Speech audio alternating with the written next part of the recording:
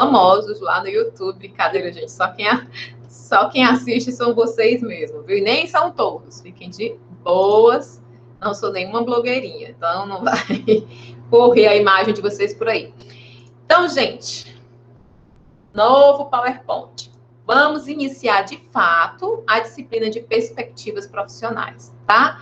Então, essa disciplina ela é dividida em 3 unidades. Você no ensino superior, você na educação à distância e perspectivas profissionais, um desafio. Cada unidade, ela tem um objetivo. Ela quer que, ao fim dela, vocês aprendam algumas informações. Gente, quando vocês estiverem estudando, não achem que vocês vão conseguir aprender tudo que está dentro do livro e nunca mais esquecer de tudo que está ali. Isso é impossível, tá? Nem computador consegue, até computador tem limite, né, de memória. Então, nós também. Então, Marcela, se eu tiver que foque nos objetivos de aprendizagem da unidade e no que cada tópico também resume ao fim dele. Eu vou mostrar. Mas, por exemplo, na unidade 1, quando nós finalizarmos o estudo da unidade 1, é importante que, primeiro, vocês tenham clareza sobre a origem das instituições de ensino superior no Brasil, entender quais são os pilares que regem a formação através de uma universidade, ter um entendimento sobre alguns aspectos que regulam o ensino superior no Brasil e observar de que maneira as universidades contribuem para o desenvolvimento social de um país. Gente, os slides que eu tenho feito, tá? Vocês vão ver que eles têm um pouquinho de texto e tudo mais, porque, de certa forma, eu já deixo aí como um resumo para os alunos. Eu vejo o livro, cada livro desse, do primeiro tópico ao último tópico da última unidade, tá? Eu vejo todos eles. Não é nada não, mas agora com 4 turmas, serão 4 disciplinas por mês, e eu tenho um outro trabalho, tá? Então, procuro, então, já trazer uma forma de resumo para vocês, tá bom? Então, se vocês quiserem, um momento ou outro, ter uma pegada aí, né, do geral, né, vocês podem vir aqui. Mas não deixem de assistir às aulas que tem disponível lá na trilha de aprendizagem de vocês. Por quê, gente? Porque vocês já viram a complexidade da nossa matriz curricular. Nós temos aulas de economia, de contabilidade, aulas de psicologia, né? Aulas de noções de direito, e a Marcelinha aqui, ela não é formada em direito, ela não é formada em economia, ela não é contadora, né?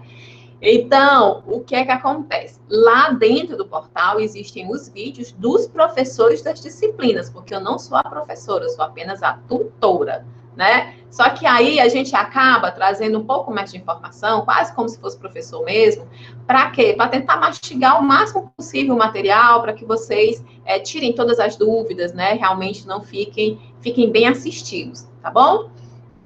Então, assim, eu tenho algumas limitações, mas sempre que eu não souber de algo, né, que vocês questionarem, que a gente quiser se aprofundar, a gente busca aí junto meios, né, de melhorar essa situação, de buscar informações, tá bom? Então, vamos lá. O primeiro tópico, tá, dessa disciplina, dessa unidade, é resgate histórico do ensino superior. Então, lá aqui no Brasil, ele vai iniciar mesmo contando a história. Ele vai dizer que com a chegada da família real portuguesa aqui no Brasil, fugidos lá de Portugal, eles resolvem vir para o Brasil, né? Quando eles lembram que existe um Brasil. Então, essa chegada vai estar associada aí às primeiras escolas de ensino superior no país, lá em 1808. Isso acontece muito também, né, gente? Quem lembra aí das aulas de história, é porque quando a realeza, né, portuguesa vem para morar por um período no Brasil, eles trazem consigo, né, todo o Estado, né? É quando inicia-se, então, um Estado no Brasil.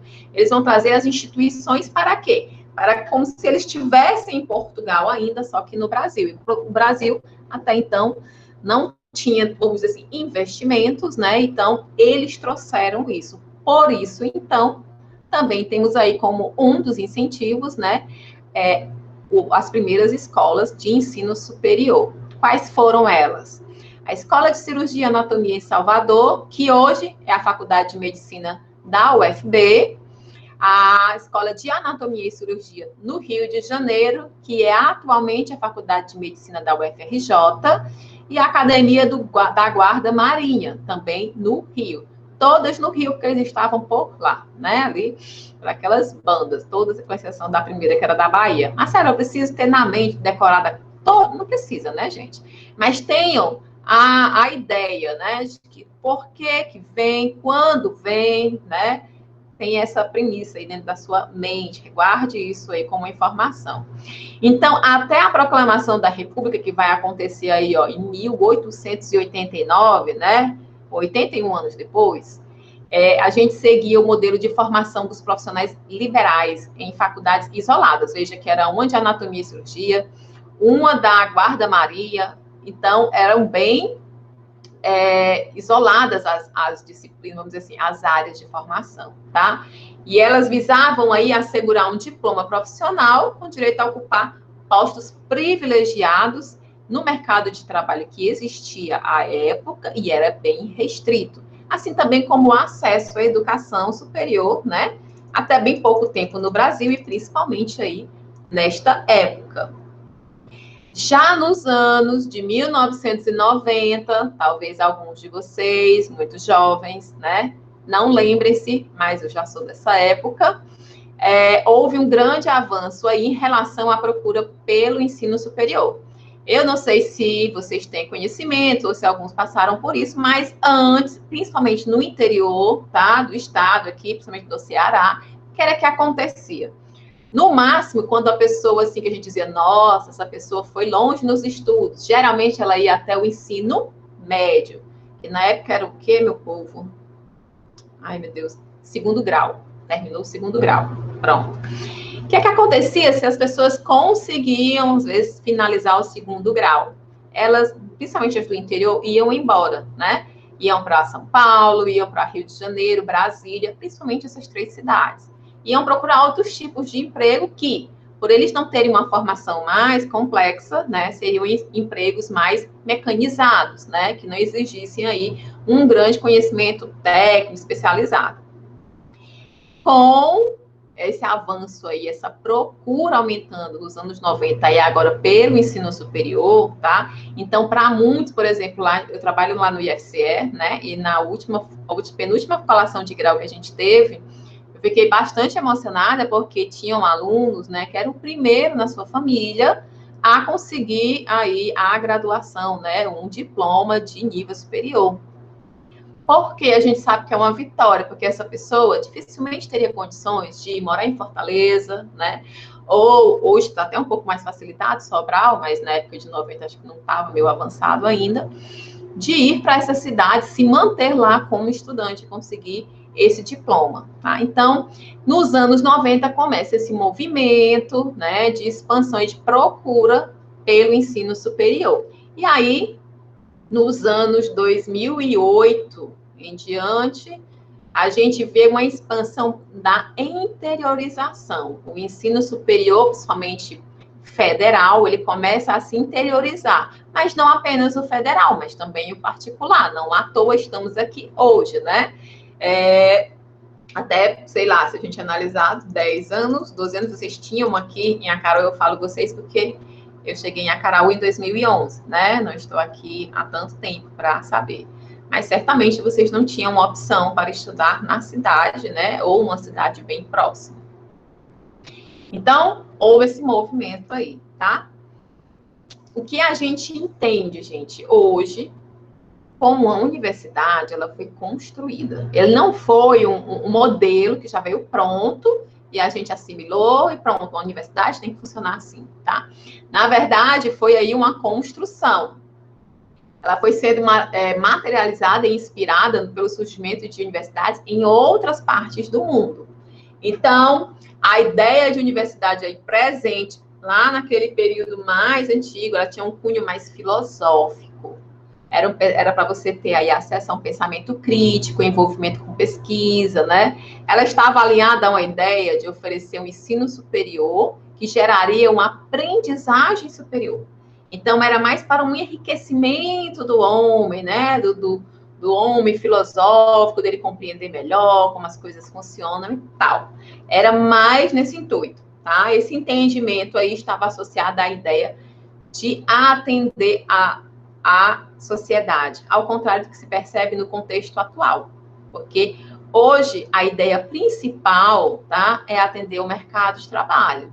Hoje a formação profissional dentro do ensino superior, ele é muito focado, né, se não disser totalmente voltado, a atender as demandas do mercado. Então a gente vai ter aí disciplinas da matriz curricular que são importantes, né, para quê? Para que a gente possa formar um profissional que vai ser bem reconhecido, né, dentro do mercado de trabalho.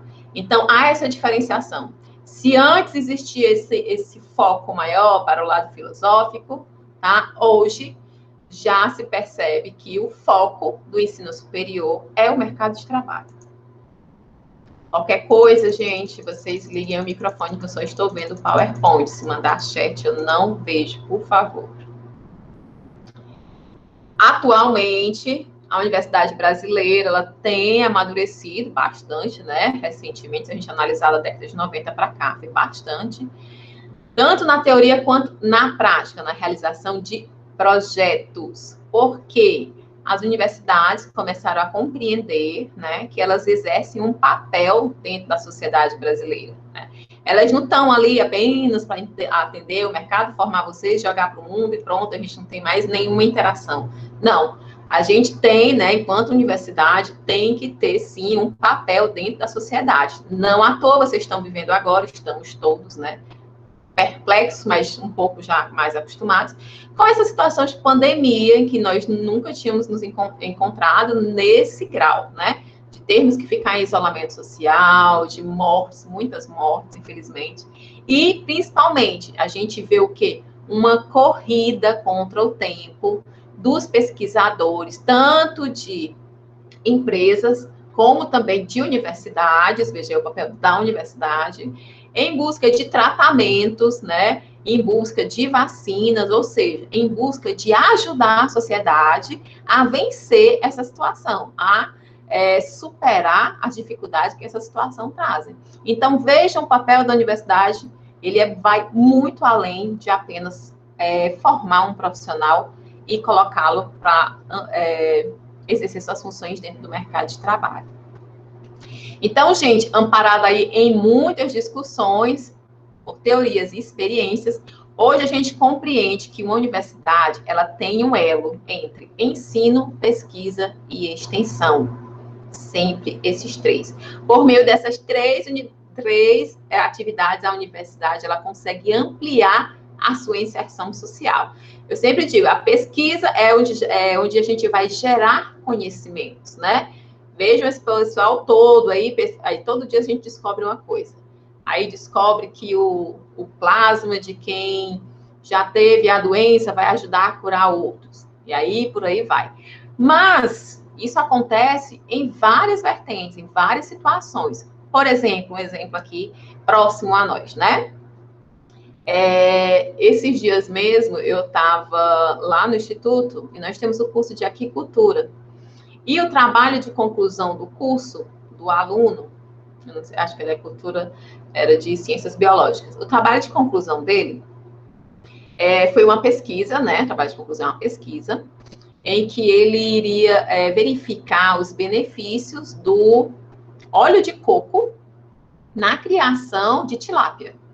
Quais benefícios traria, né? Se deixaria ela, sei lá, mais resistente, ficaria maior e tudo mais. Outro estudo que a gente já fez lá, de pesquisa, foi de plantar alface, rúcula, né? Essas verduras em água saloba, né? Para saber se ela conseguiria sobreviver, como seria o gosto. Para que serve tudo isso? A gente faz isso como pesquisa e depois a gente acaba utilizando onde? Como extensão. A extensão, gente, é a universidade servindo a sociedade, é trazendo a sociedade para dentro da universidade e levando a universidade para dentro da sociedade. Exemplo, Marcela, não estou entendendo nada. Exemplo de extensão. Então, vamos lá. Fizemos a pesquisa sobre a plantação das alfaces. Perceberam que era um mecanismo, era um método fácil, né? Tiravam lá algumas dificuldades que existiam antes no plantio. Então, eles começaram a difundir isso onde? Nos espaços onde são feitos essas plantações, né? Essas plantações. Então, essas empresas, tá? As comunidades cooperativas começaram a ter acesso a essa tecnologia desenvolvida a partir da pesquisa.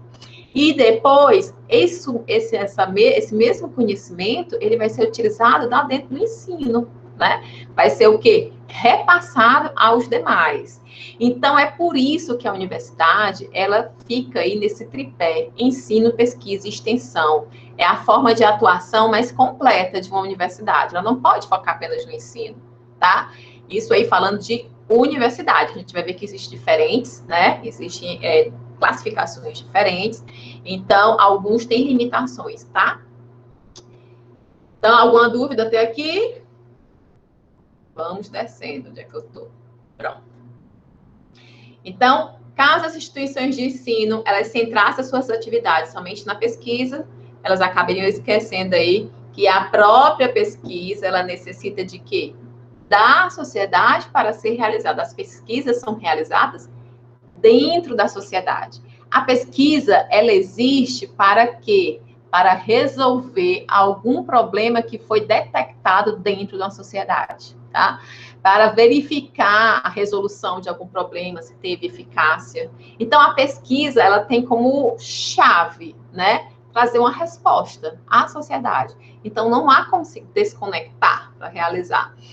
Em outras palavras, a universidade vai até os espaços sociais, as comunidades, extrai delas, então, conhecimento e leva esse conhecimento para a forma de ensino. Além do que, também, as atividades de extensão, além do exemplo que eu já dei, eles servem também para que outros, vamos dizer assim, públicos que não obrigatoriamente estejam interessados, né, no ensino superior, e sim, como uma graduação, uma licenciatura, né, um bacharelado, que elas tenham acesso a uma educação, por exemplo, dentro de uma universidade, a partir de cursos de extensão.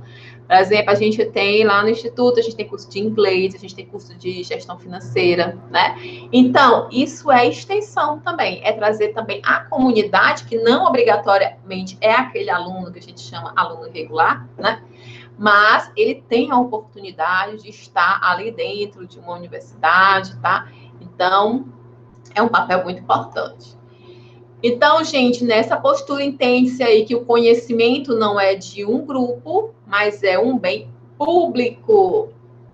E aí a gente vai ver aqui de leve um pouquinho dos modelos que influenciaram aí a concepção do nosso ensino superior, tá? Deixa eu só beber aqui uma aguinha. Estou falando um pouquinho mais rápido para a gente não se adentrar muito no tempo, né? Para vocês também. Eu vi ali que alguém já estava cochilando. Deixa eu ver se tem alguém aí mostrando as carinhas. Então, vamos lá. Então, a gente tem inspiração aí dos modelos francês, alemão e norte-americano. Do modelo francês, a gente traz aí aquela formação profissionalizante. Então, eles tinham esse foco, a gente busca um pouco e traz, né?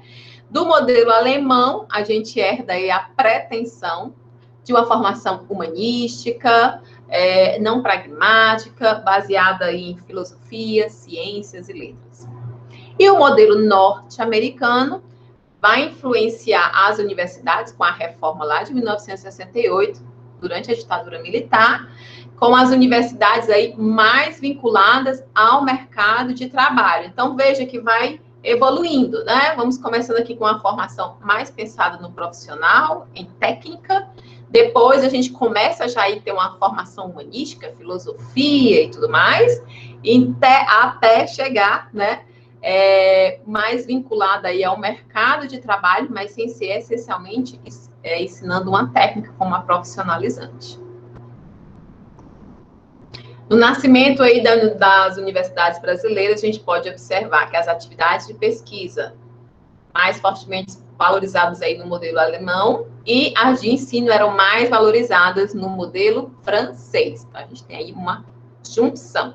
E aí pode surgir uma pergunta: como foi que surgiu a extensão universitária no nosso país? A gente já viu, então, que as atividades de pesquisa tiveram inspiração alemã e do ensino no modelo francês. Pronto. A primeira instituição no nosso país que iniciou um movimento extensionista foi a Universidade Livre de São Paulo, entre 1911 e 1917, por meio aí de conferências e semanas abertas. Porque, sim, isso também, né, é uma prática caracterizada aí como de extensão. E as práticas e os conceitos de extensão, eles foram se alterando ao longo do tempo, tá? Botomé aí, em 1996, vai considerar que as ideias de Paulo Freire influenciaram aí documentos sobre a extensão, na época da criação da coordenação das atividades de extensão. Então, a gente tem aqui o marco do início das ações extensionistas, entre 1911 e 1917, que elas foram se alterando no tempo e que as ideias de Paulo Freire influenciaram aí documentos sobre a extensão. Ok? Dentro de uma perspectiva histórica, a construção do pensamento científico é recente, a gente analisar aí sob a ótica do surgimento da espécie humana, né? São milhões, bilhões de anos, bilhões, eu acho. Então, à medida que o ser vai evoluindo até chegar ao Homo sapiens sapiens, né? Se a gente analisar, fazer essa correlação, a gente vai ver que a construção do pensamento científico, voltada aí para a questão da pesquisa, de compreender as coisas, né? Ela é recente, se a gente considerar toda a trajetória de evolução do ser humano. Aí vai dizer, talvez há quem discorde, mas é preciso deixar claro que a conexão entre a evolução da consciência do homem e o pensamento científico, né, eles estão aí intrinsecamente ligados. À medida que essa evolução da consciência foi seguindo, né, o pensamento científico também vai crescendo. Então, a gente percebe aí que a evolução da humanidade, principalmente com relação à utilização do seu meio ambiente, né, do meio em que está inserido, foi o que fez crescer essa necessidade, né, da gente se adaptar, da gente compreender melhor, da gente evoluir cientificamente falando, a partir tentando aí adotar e dominar práticas, métodos. Então, a gente começou a ter consciência, né, consciência de que existíamos, e em seguida começamos a ter consciência do que nos cercava e de como modificar isso, tá? Então, essa evolução aí do pensamento científico pelo homem.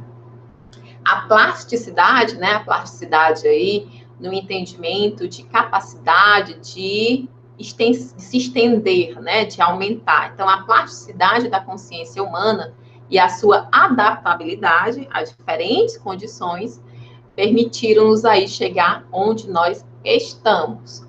Porém, se associarmos essa característica a uma condição de ensino verdadeira e eficaz, certamente alcançamos aí patamares muito mais altos. Conseguimos evoluir bastante, né? Às vezes, não sei vocês, mas às vezes eu fico andando assim, principalmente quando eu estou dirigindo na estrada, eu já passei o dia dirigindo, estou exausta. Aí, dirigindo e sozinha, só para ficar pensando, né? Sei se vocês aqui viajam, gostam de dirigir, eu gosto. Mas em estrada eu adoro. Sozinha, então, é ótimo para ter uns insights. E aí eu fico pensando, gente, de pensar que a gente transformou tudo isso um dia desses, né? Assim, se a gente analisar em questão evolutiva, como foi pensado ali, dito,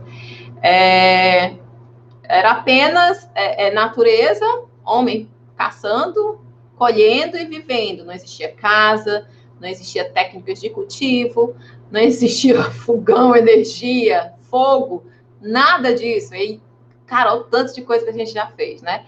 E aí eu me pergunto, ao mesmo tempo que conseguimos evoluir tanto, né, transformar tanto o nosso meio ambiente, ao mesmo tempo nós não estamos sendo inteligentes o suficiente para preservar esse meio ambiente, que é o que vai fazer a preservação das nossas vidas, né, das nossas gerações futuras.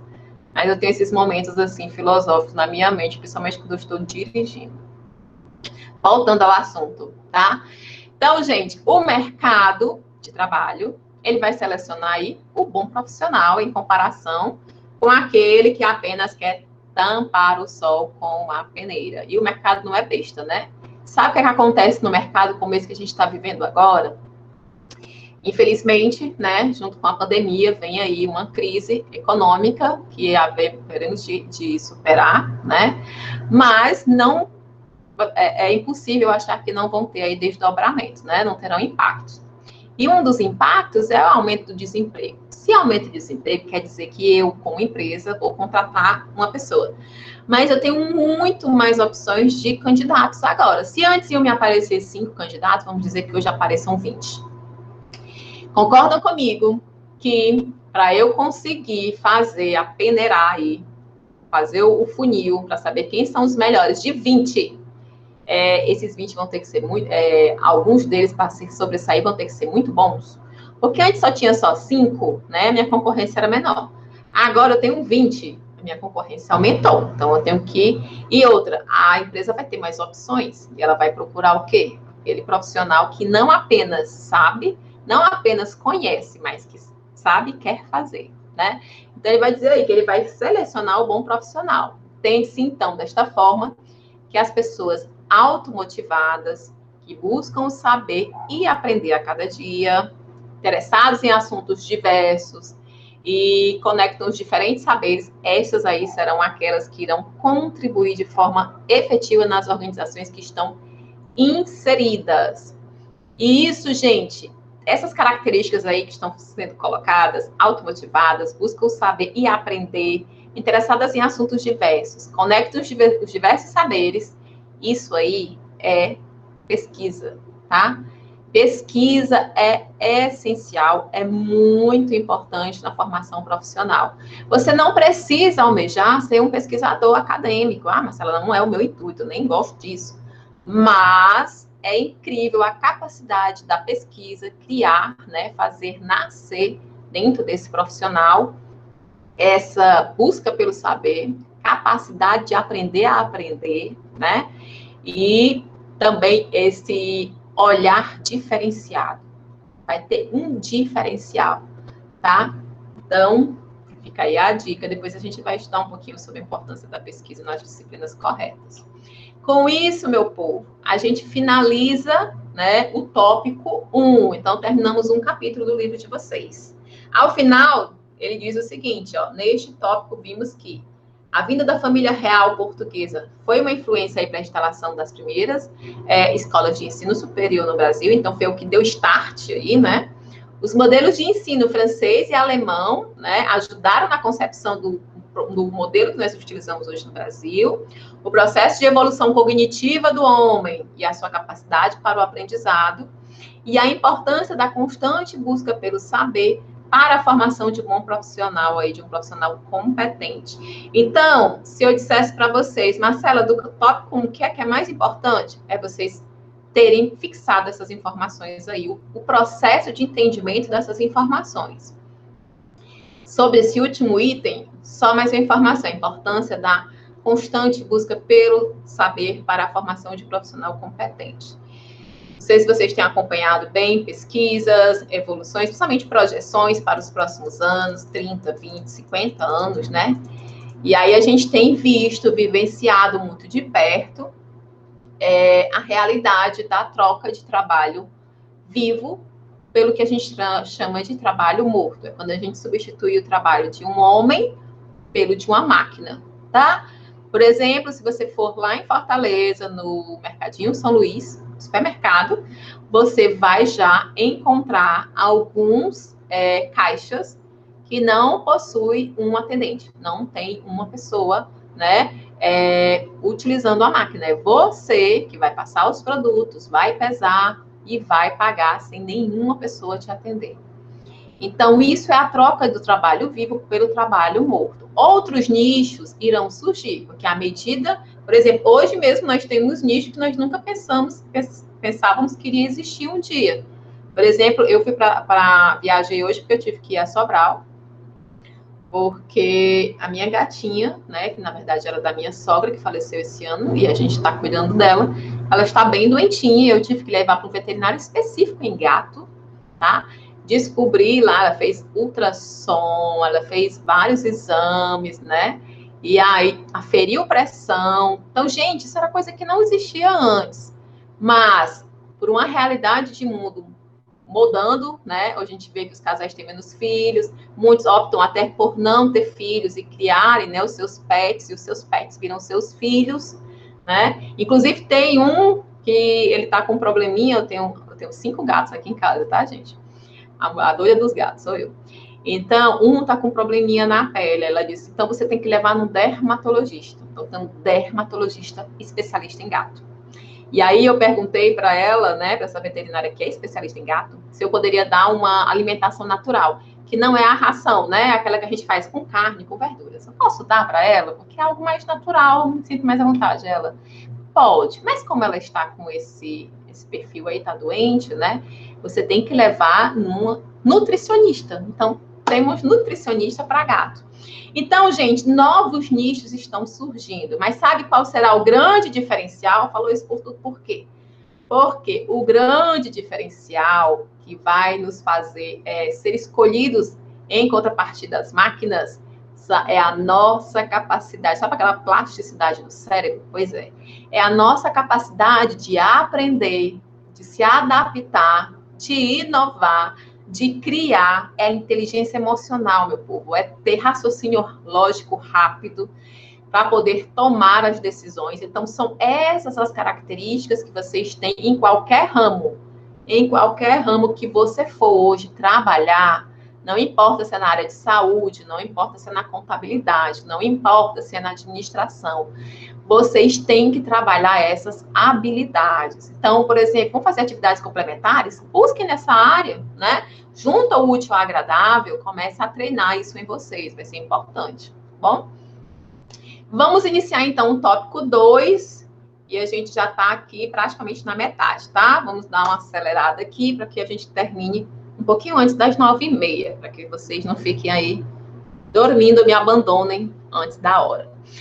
O tópico 2 vai falar sobre as instituições de ensino superior no Brasil, começando aí sobre os diferentes tipos de organização das instituições de ensino superior brasileiro, que ele vai chamar aí de IES, Instituições de Ensino Superior, tá? Então, as IES brasileiras podem ser tanto públicas quanto privadas. Nós aqui estamos numa privada. Se você for lá no IFCE, é uma pública, mas ambas são instituições de ensino superior. As instituições públicas de ensino, elas são mantidas pelo poder público, né? Pode ser federal, estadual ou até municipal. E essas instituições são, então, financiadas, não cobram, né? Por ser financiadas pelo Estado, elas não cobram a mensalidade. Já as instituições privadas são administradas aí por pessoas físicas ou jurídicas de direito privado, com ou sem finalidade de lucro. Vocês sabiam, tá? Por exemplo, lá pela década de 90, era raríssimo você ver uma universidade particular. Nossa, vocês sabiam que até a ditadura a gente nem tinha escolas particulares, né? Era tudo do Estado. Esses são novos nichos também que vão surgindo, né? Então, muitos nichos aí surgindo. As instituições privadas, que sem finalidade de lucro, tem 3 classificações. Podem ser o que a gente vai chamar de comunitárias, confessionais ou filantrópicas, tá? Essas não têm finalidade de lucro. As comunitárias, aí que inclui na sua entidade mantenedora, né, que vai manter representantes da comunidade. Então, representantes de uma certa comunidade se unem, fundam essa universidade e eles vão manter o funcionamento dessa universidade, tá? Então, ela não tem finalidade de lucro. As confessionais, que atendem aí a uma determinada orientação confessional e ideológica, e as filantrópicas, que prestam serviços à população em caráter aí complementar às atividades do Estado. O que acontece? O Estado, ele tem entre suas obrigações fornecer, por exemplo, educação gratuita e de qualidade. Mas, muitas vezes, o Estado não consegue atender a toda a população. É nesse espaço, nessa lacuna, que vão entrar as instituições privadas e que também entram as filantrópicas. As filantrópicas, elas vão ser um braço do Estado. Elas vão ser uma mão que vai ajudar o Estado a oferecer um estudo, no caso aí, né? Um ensino superior sem custos, tá?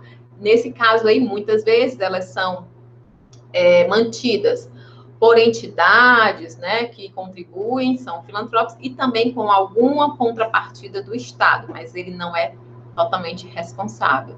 Então, a gente tem aí essas três como instituições privadas sem finalidade de lucro. E as que já têm, vocês não vão enumerar aqui todas que são, né, que tem finalidade de lucro. Então, gente, universidade. Por que tem aqui universidade? Porque a gente vai ver que tem universidade, tem centro universitário, faculdade, institutos federais. Então, existem algumas classificações. Vamos começar pela universidade. Então, universidade trata-se aí de uma instituição acadêmica pluridisciplinar, que conta aí com uma produção intelectual já institucionalizada, faz parte dessa instituição.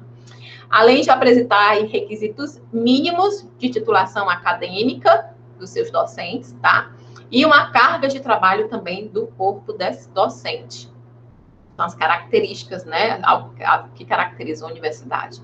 Uma universidade, ela é autônoma para criar cursos, depende dela, ela criar cursos, sedes acadêmicas e administrativas, expedir diplomas, então ela é totalmente independente para fazer isso. Fixar os currículos, ou seja, mudar aí, não, essa grade curricular, vamos dar uma alterada aqui, até para se atualizar, né? Hoje em dia, por exemplo, você vê em várias grades curriculares de vários cursos a disciplina de empreendedorismo, porque empreendedorismo, né, não está ligado apenas com a administração, tá?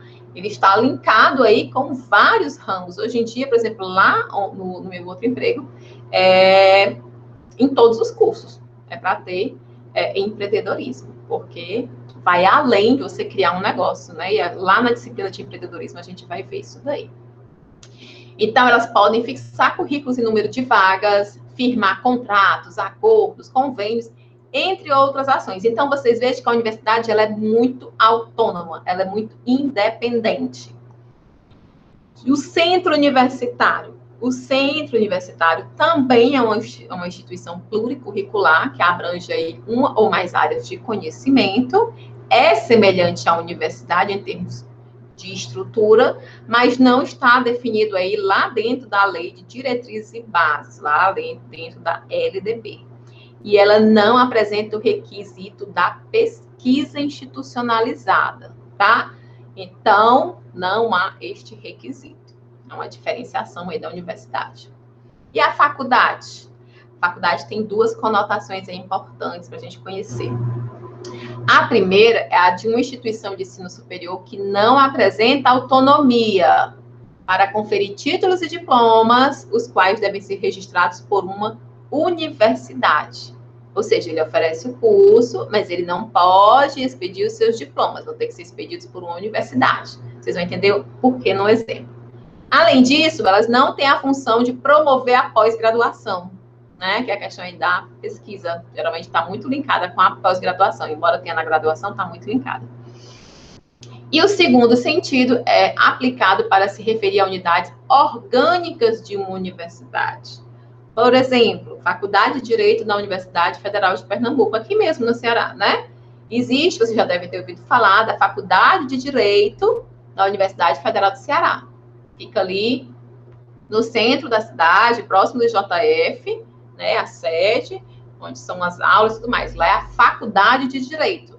Mas vejam que ela não tem autonomia. Se você for pegar o diploma de Direito emitido aí, vai sair pela Universidade Federal do Ceará, e não lá, Faculdade de Direito. Então, essas são as diferenciações. E os institutos federais? Institutos federais, né, os antigos CEPETs, que eram os Centros Federais de Educação Profissional e Tecnológica. E também escolas técnicas, né? Porque eu sei que vocês estão todos jovenzinhos. Eu também sou jovem, na cabeça, mas já tenho uma certa idade. Então, quando eu era mais jovem, criança, começo da minha adolescência, meu sonho era estudar na escola técnica. Porque ali na 13 de maio, lá em Fortaleza, existia a Escola Técnica Federal, tá? Depois disso, houve uma reforma, as escolas técnicas começaram a mais abrangentes até quais cursos elas poderiam oferecer, começaram a poder oferecer, por exemplo, os tecnólogos, né? Então, ela evoluiu de escola técnica para Centro Federal de Educação Profissional e Tecnológica.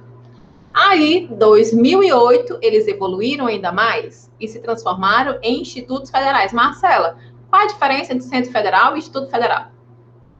A diferença, meu povo, é que no Instituto Federal, agora você pode fazer ensino, pesquisa e extensão. Antes não estava. Agora você pode fazer pós-graduação, você pode ter licenciaturas e bacharéis, não apenas cursos tecnólogos. Então, foi uma evolução, tá? Então, os institutos federais são unidades voltadas a uma formação técnica com capacitação profissional em áreas diversas. Então, eles podem oferecer ensino médio integrado ao ensino técnico, assim como tem aqui nas profissionais da região, né, estadual. Cursos técnicos, ou seja, já terminou o ensino médio e quer ir fazer um curso técnico. Cursos superiores de tecnologia, então vou fazer um tecnólogo, é um curso que tem uma duração também um pouco menor. Licenciaturas que são direcionadas aí a formar profissionais capazes, né, na área mesmo da educação, de ensino. E também pós-graduação, certo? E essa denominação vem aí da Lei 11.892 de 2008. Então, a gente viu o que caracteriza a universidade, centro universitário, faculdade e institutos federais. O livro de vocês traz, então, essa organização aqui das instituições, né? Com as instituições universitárias, tem as universidades especializadas, centros universitários e as demais aí falando sobre os Cefetes. Ainda hoje existem Cefetes, tá, gente? Porque no momento de evolução lá daquela lei 11.892, né? Alguns Cefetes optaram por continuar como Cefetes e era dada essa opção, ok? Continuando, então, vamos falar sobre as características da organização de uma IES. De acordo com o Ministério da Educação aí em 2016, a gente pode observar também outras características a respeito das IES. Mantenedora da instituição. A gente tem a mantenedora e a mantida. Mantenedora vai ser uma pessoa jurídica, uma PJ, que vai prover os recursos para o funcionamento da instituição, tá? E a representa legalmente. A mantida é uma instituição de ensino superior que vai realizar a oferta da educação superior, né? Então, estou sendo mantida por uma pessoa jurídica mantenedora. Outra característica, a categoria administrativa. Pode ser pública ou federal, uma instituição aí que é mantida pelo poder público federal e onde as mensalidades e a matrícula são gratuitas. E tem mais.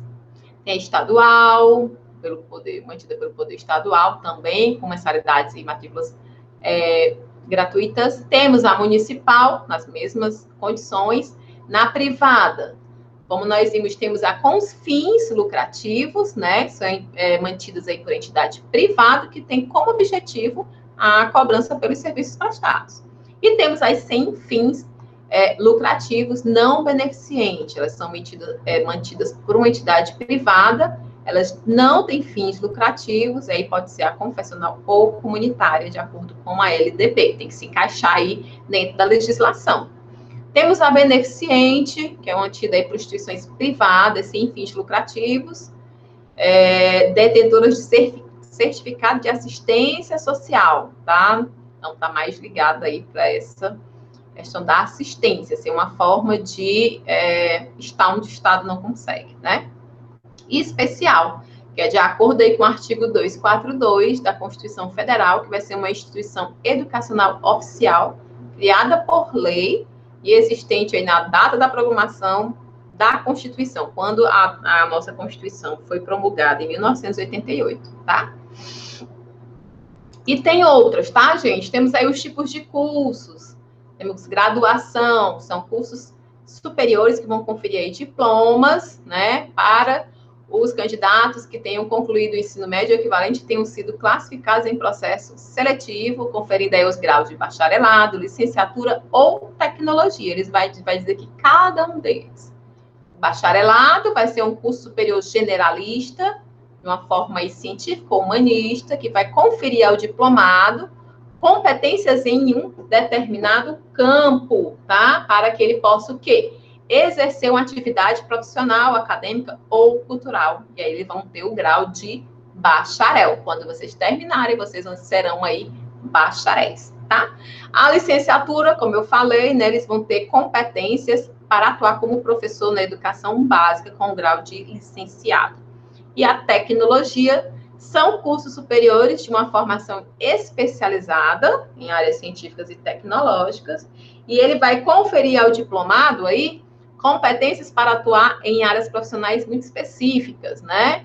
Caracterizada aí por eixos tecnológicos, e ele vai ter o grau de tecnólogo. Quem termina aí uma graduação de tecnologia vai ter o grau de tecnólogo. E aqui, gente, as pós, tá? Eu vou falar aqui rapidamente sobre a estrito sensu e a lato sensu, para vocês aprenderem a fazer a diferenciação. Residência médica multiprofissional não nos interessa muito, depois vocês dêem uma lida lá no livro, tá? Mas vamos entender a diferença entre pós-graduação estrito sensu e especialização, ou também chamada pós-graduação lato sensu. A lato sensu são programas abertos a candidatos diplomados em curso de graduação, tá? E que atendam aí às exigências do edital, tá bom? Observada a carga horária mínima e requisitos fixados nas normas próprias. Eles vão conferir, então, a essas pessoas, ao final do curso, né, certificados a esses concluintes. Então, é o que vocês conhecem como especialização, pós-graduação, muitas instituições, né, divulgam dessa forma. Geralmente, quando as pessoas terminam, né, o seu curso superior, elas buscam, então, esse primeiro grau de especialização, né, chamada aí a pós-graduação lato sensu. Então, é aquela que geralmente dura 1 ano, hoje em dia você consegue fazer em 6 meses, certo? A pós-graduação estricto sensu, tá? Já são cursos de educação superior, compreendendo aí os programas de mestrado e de doutorado, tanto acadêmico quanto profissional, e vai conferir, dessa vez, diploma aos concluintes. Então, quando você faz uma especialização após lato sensu, você recebe um certificado. Quando você termina uma estricto sensu, você vai receber um diploma, tá ok? Mestrado, 24 meses, doutorado, 48 meses. E a especialização, geralmente, 12 meses, mas algumas instituições oferecem a oportunidade de você fazer em 6. E a extensão, né? Programa de formação da educação superior, voltado a estreitar, então, a relação entre a universidade e a sociedade. Gente, tem mais informações dessas sobre os tipos de docente, de aluno, o que é matriculado, que eu não vou trazer aqui, que vai ficar chato, né? Mas vocês leiam, tá bom? Dentro do livro de vocês, lembrando que todos esses tópicos, geralmente, eles têm autoatividades, resolvam, tá? É importante resolverem, e eu encaminhei junto lá na trilha de aprendizagem, eu também encaminhei, além do livro, vocês também têm acesso ao gabarito, que é a parte. Então, utilizem, né? Os diferentes tipos de organização das instituições de ensino superior, outras características. Então, essas informações que tem lá para vocês olharem depois. Sobre os turnos de oferta, a gente vai dizer o que é um turno diurno, o que é um noturno, um vespertino. Vespertino, por exemplo, vespertino é matutino, vespertino, né? Não é o turno da tarde, tá? É porque é o dia todo. A temporalidade dos cursos, quanto tempo dura, modalidade, se é presencial, se é semipresencial, se é EAD, tá? Os locais, os docentes, os tipos de estudante também e as vagas. Dei uma lida lá, porque um monte de listinhas como essa, eu não ia trazer aqui, ia trazer umas, mas pelo menos 7 páginas aqui, sem sentido, ia ficar muito cansativo, tá bom? Então, finalizamos aqui o tópico 2, onde 3 pontos são importantes que vocês fixem aí e aprendam, né? A iniciação científica e extensão, somadas ao ensino, elas vão atuar como pilares que vão amparar o ensino superior. Essa é uma discussão extremamente importante. Como atua a organização administrativa das instituições de ensino superior, então você já sabe a diferença entre pública e privada, né? Independentemente da organização das IES, todas devem seguir premissas básicas para a boa oferta, que eram aquelas lá que a gente viu com relação a vagas, todas aquelas especificações. Gente, vocês estão vivos aí? Alguma dúvida? Ainda tem 21 pessoas aqui, tudo bem, vamos lá. Último tópico da noite, preparem aí, vamos lá. As IES, no ensino, na pesquisa e na extensão. Aí, como fazer a iniciação científica ao longo de um curso, por exemplo, de graduação. Então, para o mundo acadêmico, é fundamental essa iniciação ao conhecimento das práticas científicas. E a gente tem isso na nossa instituição, tá? E eu acho isso um diferencial importantíssimo. Na instituição que eu fiz, não tinha. E isso faz uma diferença. É outro profissional que é formado. Então, essa aproximação aí vai permitir a todos, tanto os estudantes e profissionais, entenderem como o seu cotidiano, ele se funde, né, às práticas. E perceberem que, através das ciências e das suas vertentes, que ocorreram algumas das principais invenções da humanidade. Era aquele devaneio que eu trouxe agora há pouco, né? Quanto do mundo já evoluiu a partir de pesquisa, tá? Então, na indústria, a criatividade ela vai ser aí fundamentalmente exercida pelas práticas que são orientadas pelos métodos científicos. E nós teremos uma disciplina de metodologia científica no próximo semestre, tá? As práticas de pesquisa, elas propõem aí a todos desenvolverem um raciocínio científico de forma que permita um aprendizado de forma criativa, crítica e colaborativa. Pesquisa, meu povo, é vida. Outro aspecto muito importante é aproximar os acadêmicos e os profissionais daquilo que chama a atenção dentro da sua área de graduação ou mesmo de atuação. Como assim? Pesquisa, meu povo, a gente faz em parte com o coração. Como assim, Marcela? Que sentimental? É mais ou menos isso. Vou dar um exemplo. Eu cursei o mestrado, né? O mestrado em avaliações públicas da UFC, e eu tinha já um projeto. Você faz um projeto, dependendo da instituição, né? No meu caso, eram 4 fases de seleção. Um deles era apresentar o projeto, já na inscrição, um pré-projeto, do que eu iria pesquisar. E aí, pensando na aprovação, né, que estaria linkada com a minha atuação, eu propus um projeto na área de pessoas com necessidades específicas, tá? Mas essa não era uma área com a qual eu realmente me identificava. Na verdade, era outra área. E aí eu lembro de uma professora, de uma das professoras falando o seguinte: meu povo, escrever já não é fácil, né? Fazer pesquisa não é tão fácil, mas pode ser apaixonante se você falar do que gosta.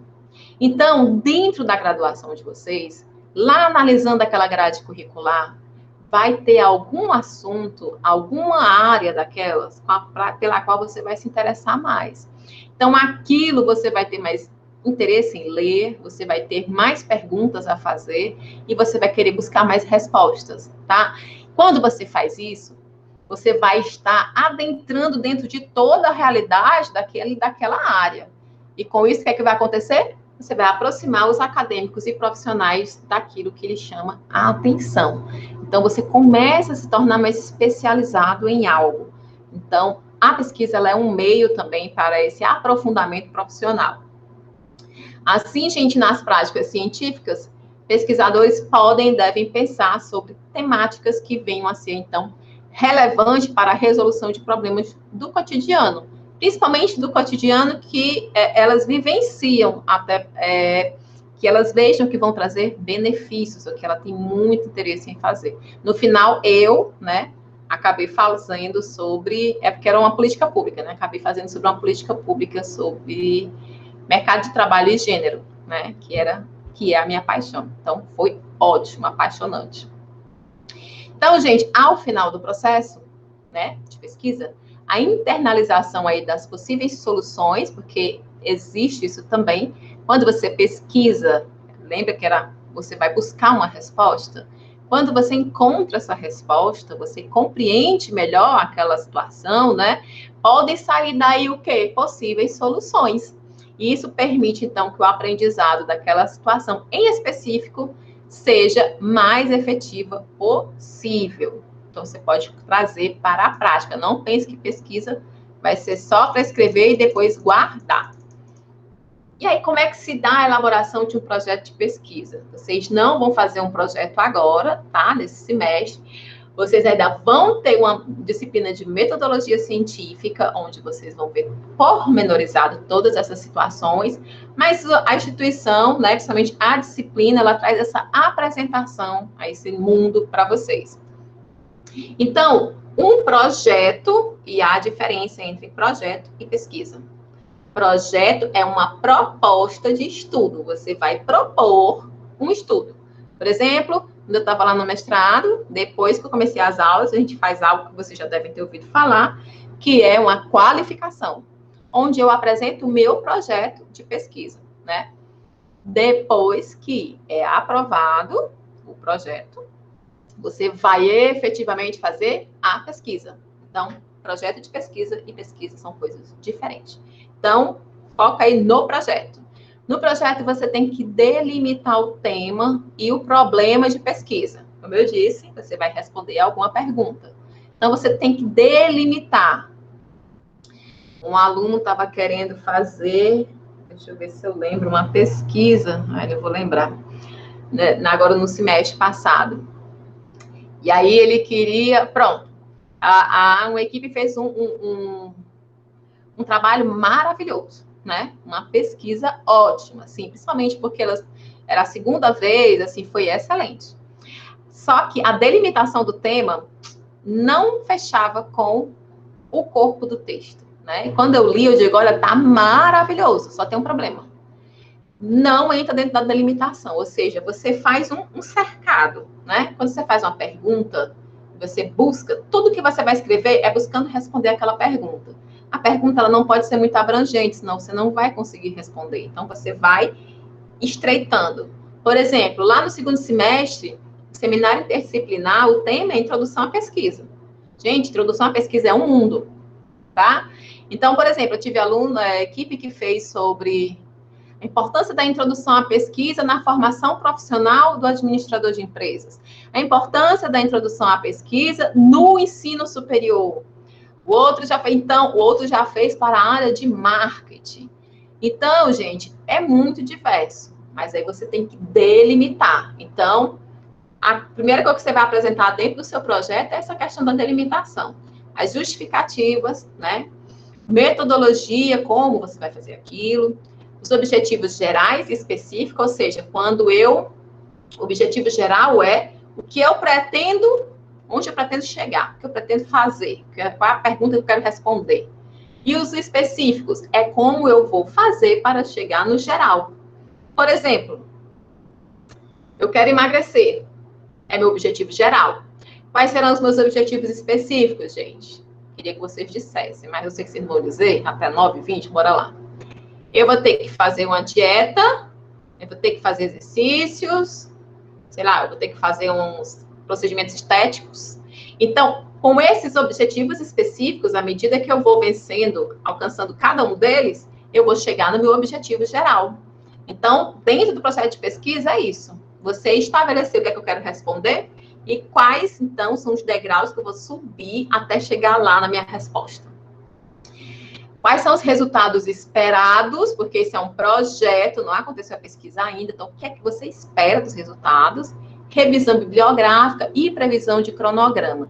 Gente, dependendo da área, tá? Por exemplo, se você está na área muito quantitativa, né? Muito das exatas, né? E se você vai para uma área mais humanística, social, como, por exemplo, foi o meu, essa estruturação se modifica um pouco, mas é para vocês terem uma noção aí do todo. Então, eles destacam aí algumas recomendações que vocês podem seguir para uma melhor condução da sua pesquisa. Então, proponham pesquisas que estejam relacionadas ao escopo da sua área de formação, tá? indicar, então, aí o conhecimento crítico na revisão bibliográfica. Que é uma revisão bibliográfica, Marcela? Procure textos, livros, artigos a respeito. Então, quando você for ler isso, você não vai ler por ler. Você vai olhar com um olhar, você vai ler com um olhar crítico, conhecimento crítico, já vai ali saber correlacionar com outras situações. Discutir os principais conceitos e estudos relacionados aí ao objeto de investigação. Como assim? Vamos lá. A pesquisa sobre introdução, a importância da introdução à pesquisa para a formação do administrador de empresas. Quais os conceitos que estão envolvidos para você responder essa pergunta? Você vai ter que estudar eles, tá? Então, você vai ter que estudar sobre o que é a pesquisa, tá? Como ela se desenvolve, qual a importância dela dentro do ensino superior e como isso vai... E aí você vai ter que saber também quais são as atribuições de um administrador.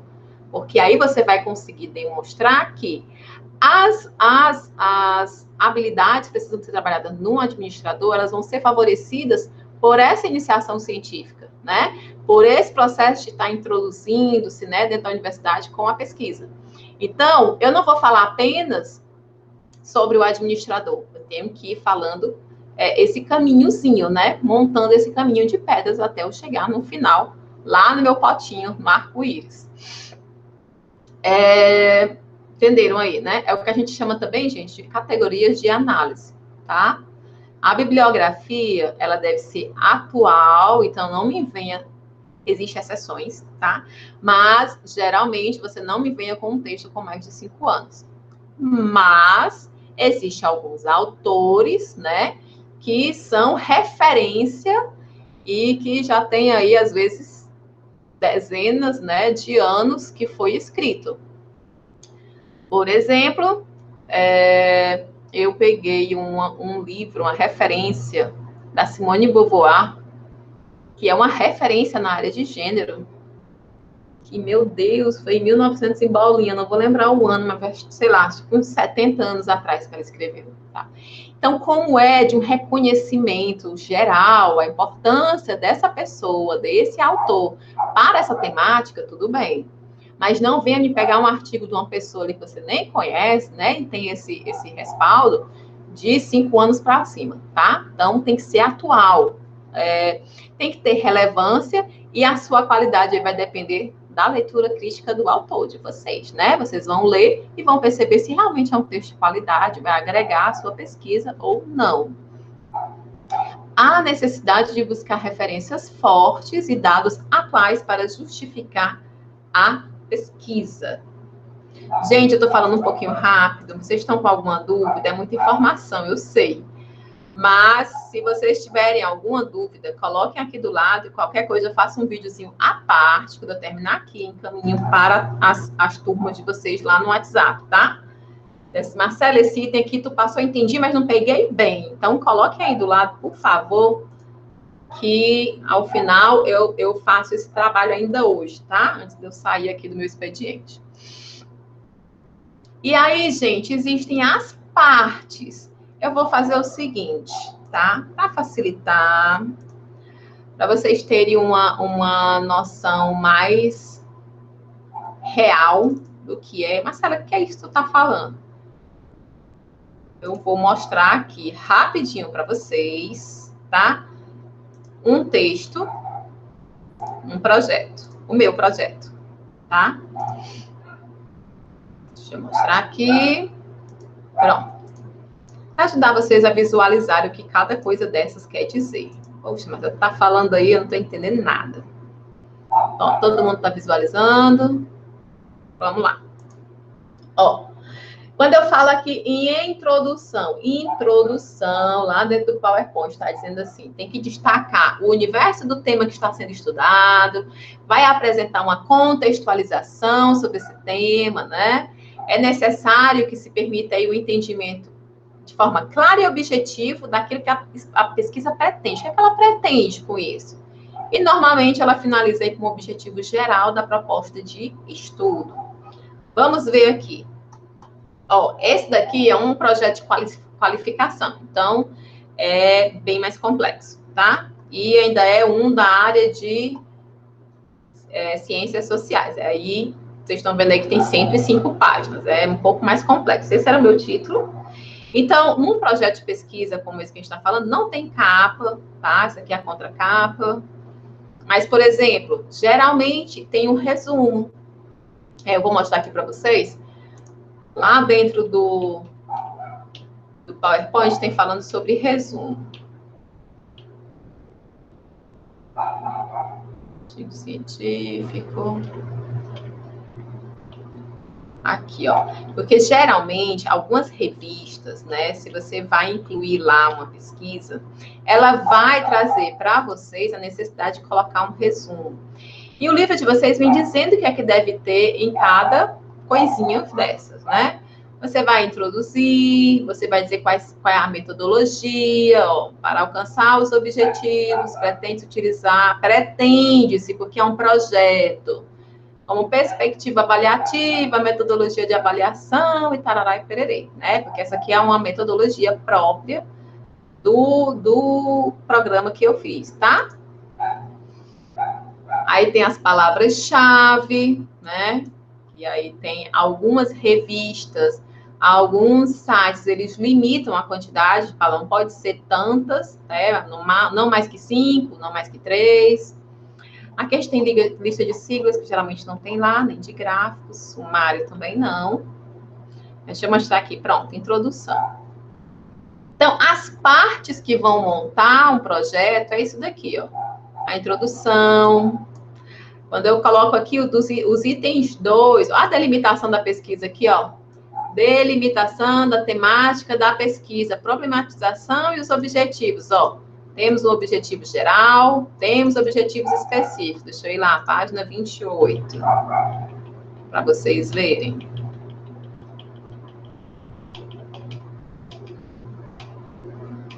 Aqui, ó. Objetivo geral. Avaliar o programa na perspectiva de inserção das regressas no mercado de trabalho, a sua capacidade de gerar inclusão ou aprofundar desigualdades e processos de exclusão, e suas implicações para o protagonismo feminino e equidade de gênero. E aí, veja, delimitado, aqui a proposta era fazer no campus de Canindé. Depois, durante a qualificação, a gente mudou. E aí, os objetivos específicos, como é que eu vou chegar e responder tudo isso que eu propus aqui? Como eu vou dizer que é na perspectiva das regressas, tá? Como elas conseguiram ser incluídas no mercado de trabalho? Foi uma inserção positiva ou aprofundou um processo de exclusão? Isso implicou, trouxe um protagonismo, porque esse era o objetivo do programa Mulheres 1000, tá? Então, como é que eu chego para responder tudo isso, Marcela? A partir, então, dos objetivos específicos. Então, eu digo, primeiro eu tenho que analisar as bases conceituais e metodológicas desse programa, a partir aí de um contexto político, econômico e social. Depois, levantar as modalidades e as grades curriculares para saber quais foram os tipos de curso, né? E levantar as formas e tipos de inserção no mercado de trabalho dessas egressas, além de compreender suas percepções quanto às implicações do programa para o seu protagonismo. Isso aqui foi a parte que a gente chama de a campo, né? Eu fui entrevistar essas mulheres, então eu fiz uma coleta de dados. E aí vem a discussão teórica, que é onde falou todo que a gente ia fazer aquela leitura crítica, né? Pronto, era para chegar aí e conseguir formar essa fundamentação teórica. Aí, gente, eu vou fazer o seguinte. Hoje nós fomos bem interrompidos, né? Teve a fala do Diego, né? Teve aquele momento também que eu tive que relembrar, né, o que foi visto na aula passada. Teve um momento de ensinar a usar o Gmail, o Drive e também o Teams.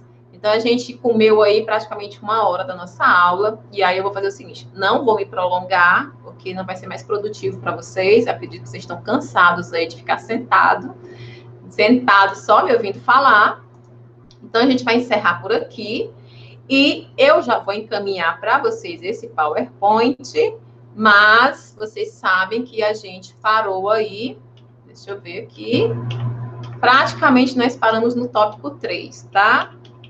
Eu estava previsto aqui até o tópico 4, mas na próxima aula, com certeza, a gente compensa e consegue ver esse material, tá ok?